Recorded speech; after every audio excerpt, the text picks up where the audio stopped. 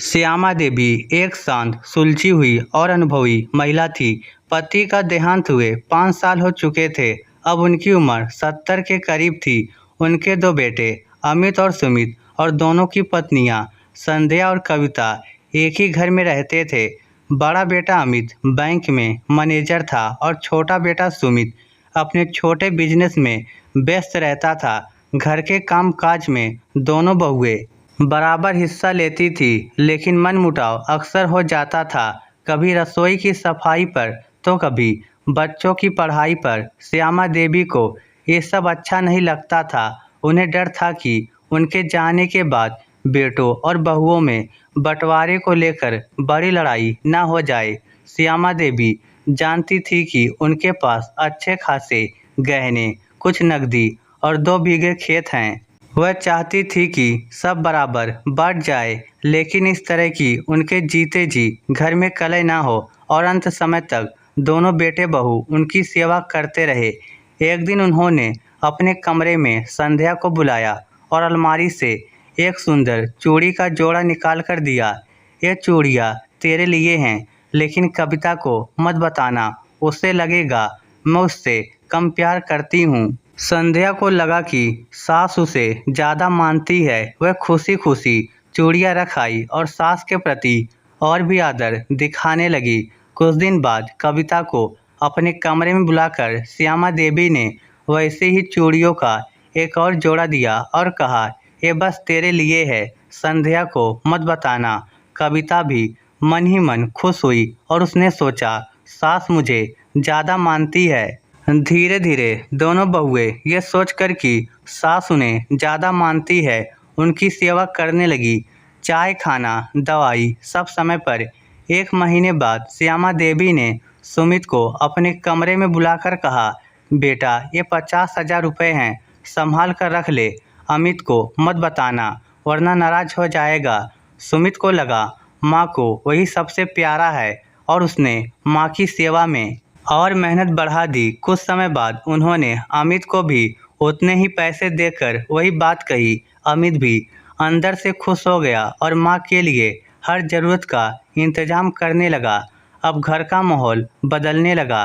बहुएं आपस में पहले जितना झगड़ती थी उतना अब नहीं झगड़ती, क्योंकि दोनों अपने अपने मन में सोचती थी कि सास उन्हें ज़्यादा मानती है। बेटे भी अपने अपने मन में यही सोचते कि माँ उन्हें ज़्यादा प्यार करती है। श्यामा देवी का मकसद साफ था, लालच नहीं, लेकिन अपने लिए जगह और सम्मान बनाए रखना।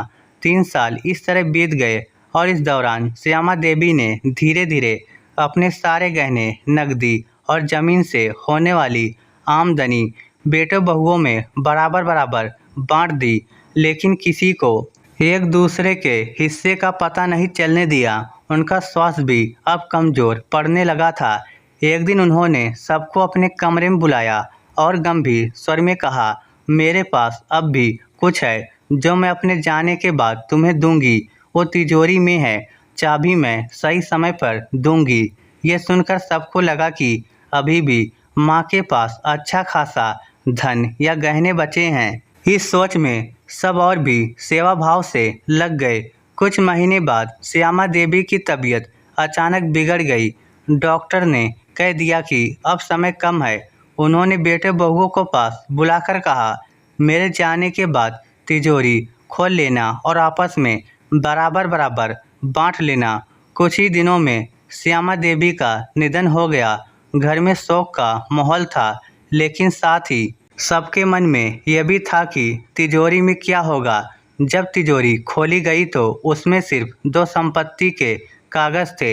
एक खेत अमित के नाम और दूसरा खेत सुमित के नाम। साथ में एक पत्र था, मेरे प्यारे बच्चों, मैंने अपने जीते जी अपने गहने, नकदी और ज़मीन से होने वाली आमदनी बराबर बराबर बांट दी थी। तुम्हें कभी एक दूसरे के हिस्से का पता नहीं चलने दिया, ताकि तुम सब मेरे साथ रहने और मेरी सेवा करने में मन लगाओ।